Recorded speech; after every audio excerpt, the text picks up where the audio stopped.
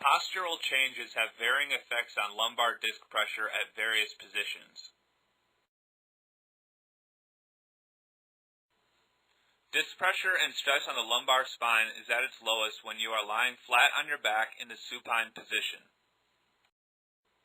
These stresses slightly increase as you move from the supine position to lying on your side. 100 kilograms of pressure is measured on the disc of the lumbar spine when you are standing in the upright position. When leaning forward from the standing position, the pressure increases to 150 kilograms. Holding a load and leaning forward in the standing position causes this pressure to further rise to 220 kilograms. A non-load-bearing position of sitting upright will place 140 kilograms of pressure on the lumbar discs. Leaning forward from this position then raises the pressure to 185 kilograms. And finally, the highest pressure that is placed on the disc of the lumbar spine occurs when you are in the seated position and leaning forward while bearing weight.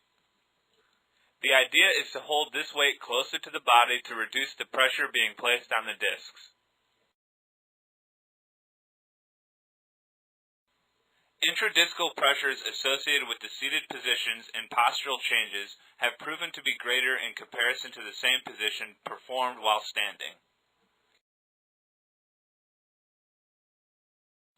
Factors which may contribute to pain or degeneration within the lumbar spine include lack of fitness, heavy lifting, operating motor vehicles such as driving a semi-truck, prolonged sitting, operating vibrating tools, and a history of cigarette smoking, which is known to cause disc degeneration. Job dissatisfaction or lack of interest in your profession are psychological factors which also may play a role in the development of lower back problems. The straight leg raise test or tension sign indicates possible disc herniation. In classic sciatica, a herniated disc is indicated to be on the opposite side of the leg which is raised. Range of motion tests involving flexion of the spine will also produce pain in patients who have disc-related disorders. Patients with spinal stenosis or spondylolisthesis will also demonstrate pain during extension of the lower back. The foraminal area of the spine decreases by 20% during extension.